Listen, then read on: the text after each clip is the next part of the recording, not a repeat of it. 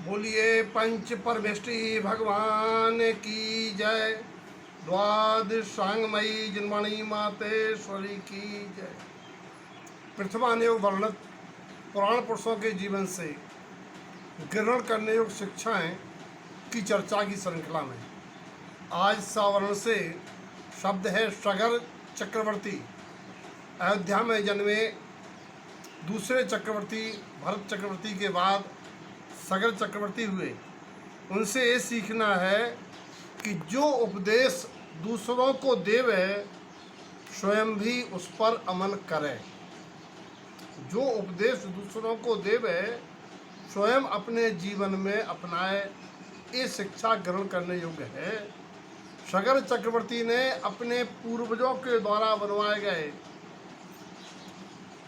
जिनालों की खाई खोदने के लिए कैलाश पर्वत पर 60,000 पुत्रों को भेजा। पूर्व अनुबंध के तहत देवगति से मणिकेश देव परीक्षा लेने आया।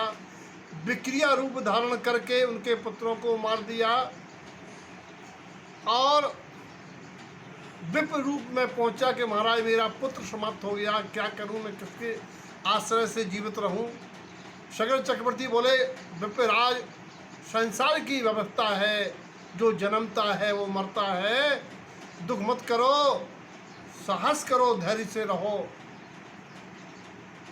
कहा महाराज आप हमसे समझा रहे हैं, अगर आपका कोई पुत्र मर जाए तो आप क्या करेंगे? बोले हम भी यही करेंगे। तब मंत्री ने आके बता दिया कि राजन आपके 60,000 पुत्र मारे गए और सगर चक्रवर्ती बेहोश हो गए, मूर्छित हो गए। वैद्यों के उपचार से होश में आने पर सोचने लगे, अभी मैं इस विप्र को शिक्षा दे रहा था, मुझे भी ऐसे ही सोचना चाहिए, और दीक्षा धारण कर ली। मणिकेश देव ने विक्रिया समेटी, पुत्रों को जीवित कर दिया। कहने का तात्पर्य यह है कि जो दूसरे से कहो पहले खुद देख लो, अगर ऐसा मेरे ऊपर आएगी तो मैं क्या उसको स्वीकार कर पाऊंगा। अगला शब्द है सुदामा। नारायण कृष्ण का मित्र था, ब्राह्मण गरीब। गरीबी का कारण क्या था? आगे चना गुरु मात दिए, तुम चाव लिए हमें नहीं दीने, ऐसी भावी के तंदुल कीने। कहने का तात्पर्य यह है कि बचपन में सुदामा ने कृष्ण के साथ चोरी की थी, इसलिए गरीबी हुई। गुरु संग कपट, मित्र संग चोरी, कहो निर्धन कहो कोड़ी। किसी भी मित्र के साथ, किसी के साथ भी चोरी नहीं करना चाहिए। दूसरी बात, निर्धनता में भी अपना धर्म नहीं छोड़ना। जब पत्नी ने कहा, सुदामा की पत्नी ने कहा कि जाओ तुम्हारे मित्र तो राजा हैं, कुछ मांग लाओ। कहने लगे औरन को धन चाहिए बावर, बामन को धन केवल भिक्षा। ब्राह्मण या ब्रह्मज्ञानी केवल भिक्षाचर्या करता है और उसे किसी धन की अभिलाषा नहीं होती। बिन मांगे नारायण ने उनको द्रव्य दिया। तीसरा शब्द है शुभम चक्रवर्ती। इनसे सीखना है क्रोध के आवेश में कोई कार्य नहीं करना।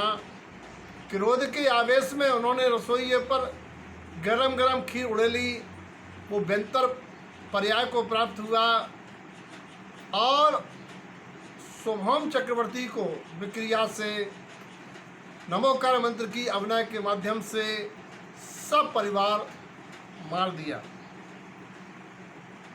अगला शब्द है सबरी।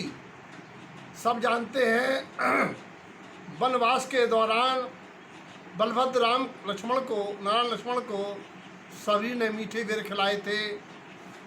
क्यों? उसे सब्र थी। सबरी धैर्य सिखाती है, निरंतर भक्ति करो, भगवान आएंगे ही। सबरी के जीवन से सब्र धैर्य की शिक्षा मिलती है। और सोमा सती सास घड़े में सांप तो रखवा सकती है लेकिन डसवा नहीं सकती। कोई भी किसी पर कितने अत्याचार करे, लेकिन निमित्त बन सकता है, कार्य होना नहीं होना उसके बस में नहीं।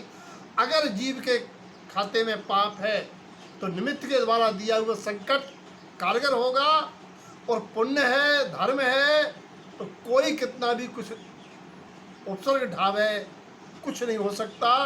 सोमा की सील वृत्ति की परीक्षा, वो सांप भी माला बन गया। कहने का तात्पर्य यह है कि जीव को अपने धर्म आराधन में दृढ़ रहना चाहिए।